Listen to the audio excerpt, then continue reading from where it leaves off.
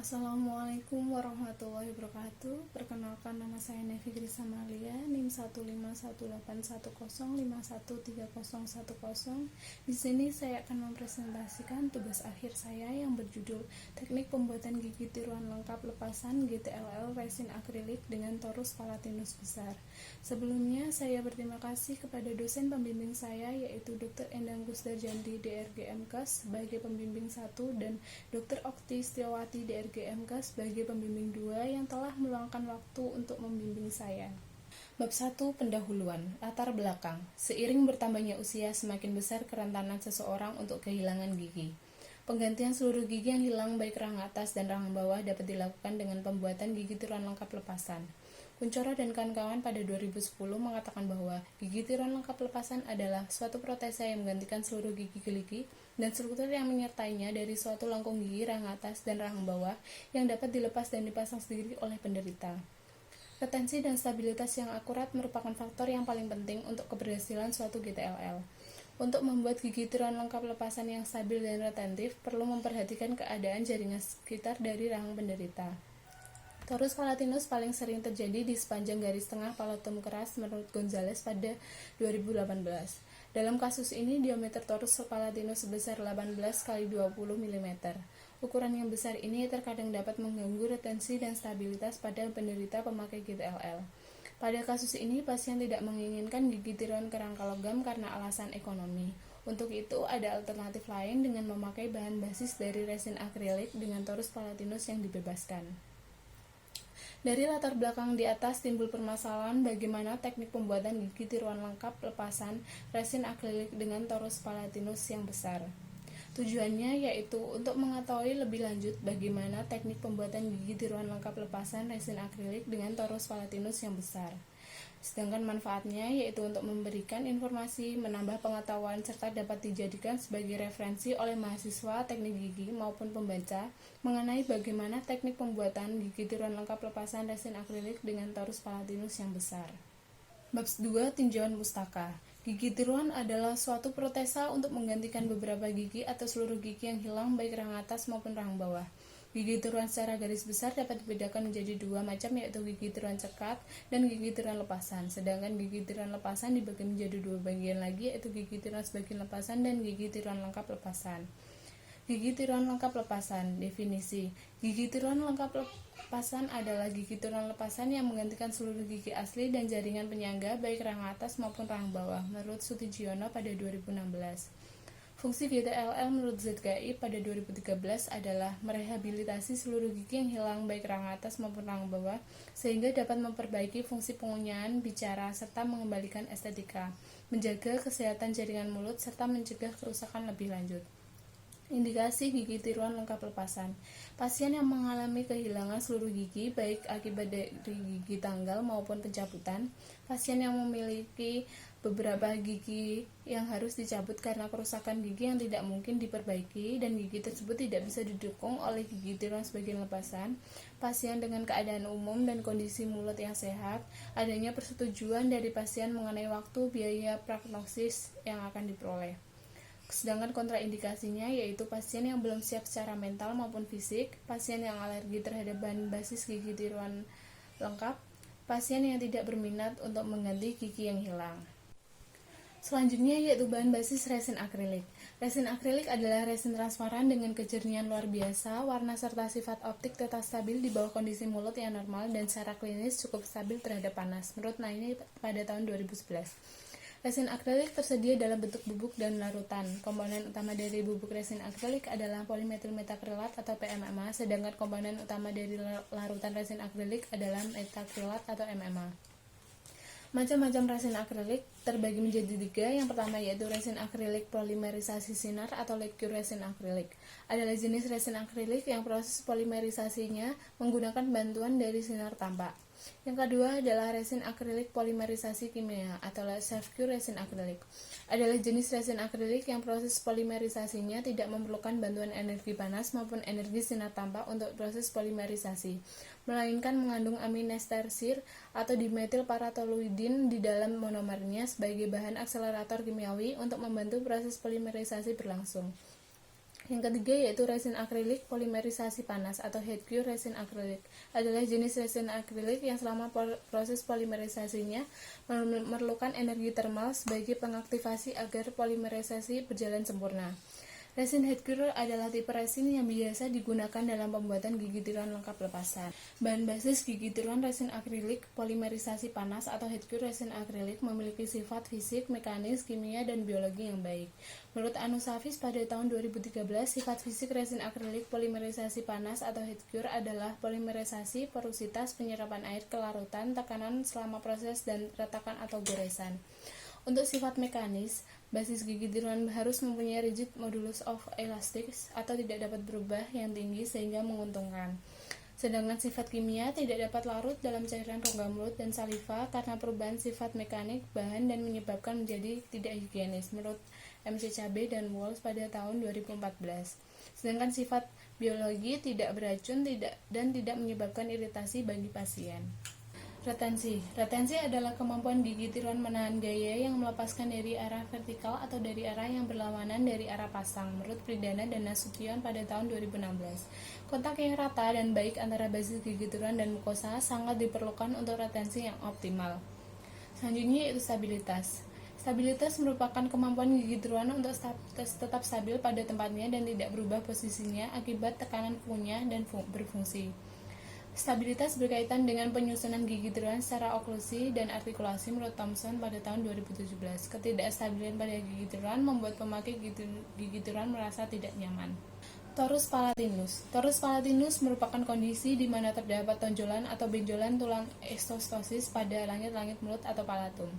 Torus palatinus paling sering terjadi di sepanjang garis tengah palatum keras menurut Gonzales dan kawan-kawan pada tahun 2018. Ukuran torus palatinus berdasarkan WOO pada tahun 1950 terbagi menjadi 3, yaitu small atau kecil dengan tinggi kurang dari 2 mm, lebar kurang dari 10 mm, panjang kurang dari 15 mm. Sedangkan yang medium atau sedang tingginya 2-4 mm, lebar 10-15 mm, panjangnya 15-25 mm. Untuk yang terakhir yaitu ukuran large atau besar, tingginya lebih besar dari 4 mm, lebarnya lebih besar dari 15 mm, dan panjangnya lebih besar dari 25 mm. Klasifikasi bentuk torus palatinus. Bentuk torus palatinus terbagi menjadi 4, yaitu flat torus, lobular torus, nodular torus, dan spindle torus. Untuk yang flat memiliki dasar lebar dan permukaan lembut sedikit cembung meluas secara simetris ke kedua sisi garis tengah rapi palatin. Untuk yang lobular memiliki banyak pertumbuhan tulang dengan dasar tunggal. Sedangkan nodular memiliki beberapa pertumbuhan tulang yang dapat bersatu membentuk alur namun masing-masing memiliki dasar sendiri-sendiri. Sedangkan spindle memiliki suatu garis tengah punggung sepanjang rapi palatina, kadang-kadang terdapat groove pada garis tengahnya. Kemudian yaitu teknik mencetak. Tujuan utama pencetakan adalah untuk memperoleh retensi, kestabilan, dan dukungan bagi gigi tiruan yang berguna untuk menjaga kesehatan jaringan di dalam rongga mulut. Proses pencetakan dibagi menjadi 2, yaitu pencetakan awal atau primary impression dan pencetakan fungsional atau secondary impression. Pada pencetakan fungsional atau secondary impression terdapat 2 teknik, yaitu teknik pencetakan dinamik dan teknik pencetakan sublingual. Teknik pencetakan dinamik adalah suatu metode pencetakan yang dapat mencetak daerah mukosa otot yang bergerak untuk perluasan gigi tiruan. Sedangkan teknik pencetakan sublingual dimaksudkan untuk mendapatkan perluasan horizontal sayap lingual gigi tiruan rahang bawah dan ke sublingual sehingga diperoleh retensi dan stabilitas yang baik. Bab 3. Laporan kasus. Langkah pertama yang harus dilakukan sebelum memulai pekerjaan di laboratorium gigi adalah membaca surat perintah kerja. Kasus yang dikerjakan berupa sepasang model kerja rahang atas dan rahang bawah dari gips keras tipe 3. Keadaan model kerja rahang atas tampak kehilangan seluruh gigi dengan kasus torus palatinus yang besar dan berbentuk spindle, sedangkan rahang bawah kehilangan seluruh gigi. Yang pertama, prosedurnya yaitu membuat sendok cetak perorangan dengan bahan self-cure resin akrilik. Pembuatan sendok cetak perorangan harus dibuat seakurat mungkin supaya ketika diberikan kepada dokter gigi untuk mencetak model kerja fungsional dapat memperoleh daerah pendukung dari retensi dan stabilitas. Setelah menerima model kerja fungsional, lalu dilakukan merapikan model kerja dan pembuatan basis dengan gips keras tipe 3. Kemudian dilanjutkan dengan pembuatan denture outline, garis median, garis pencaris, dan 3 tikungan. Setelah itu dilakukan pembuatan lempeng dan galangan gigit, lalu dikembalikan lagi kepada dokter gigi untuk dilakukan penetapan gigit.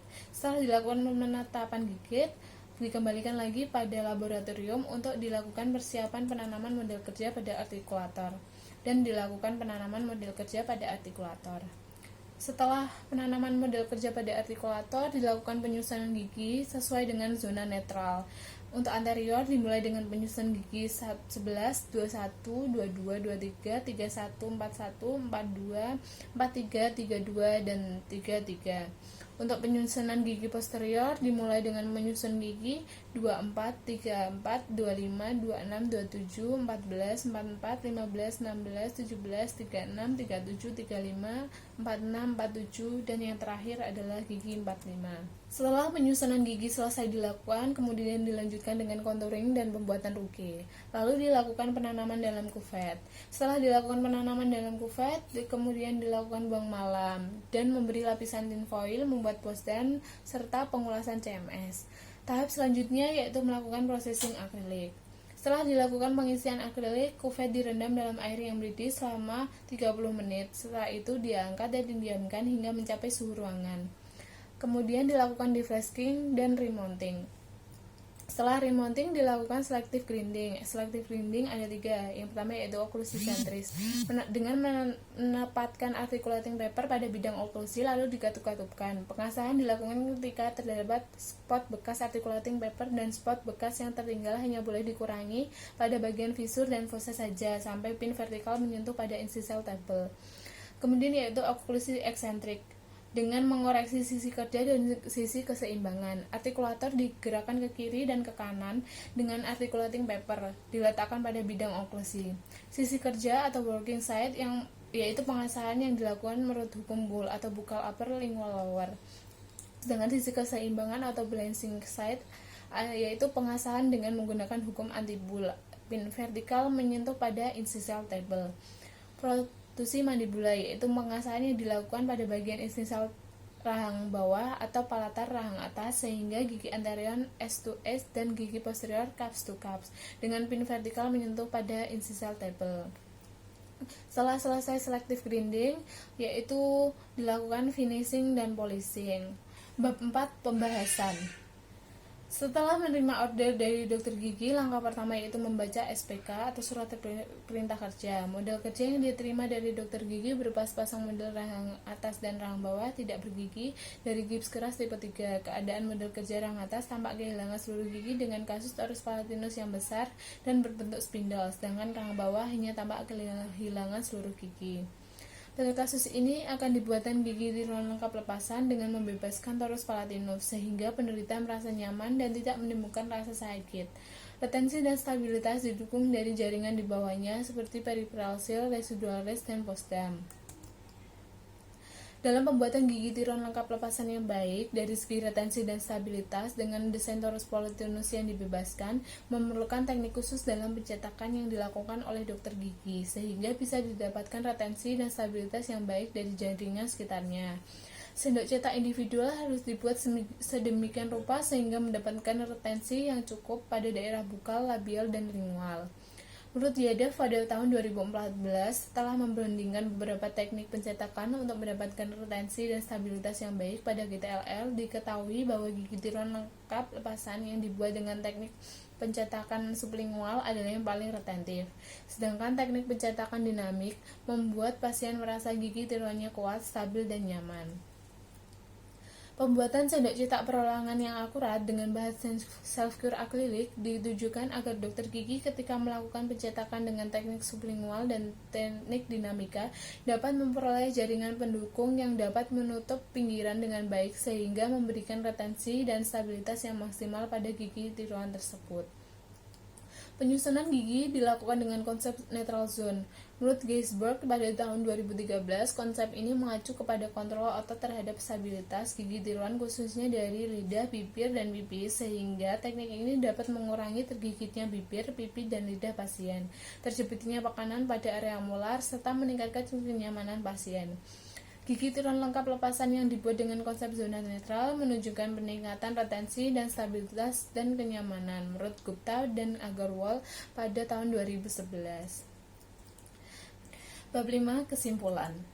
Kesimpulannya yaitu teknik dalam pembuatan GTLR resin akrilik dengan membebaskan torus palatinus merupakan faktor penentu keberhasilan atau kegagalan suatu gigi tiruan.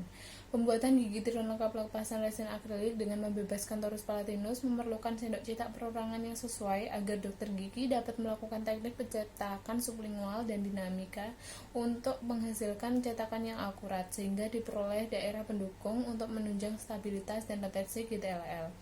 Selain itu, penyusunan gigi dengan konsep neutral zone yang dilakukan oleh teknisi pada pembuatan GTLR dapat meningkatkan retensi dan stabilitas gigi tiruan saat berbicara dan mengunyah.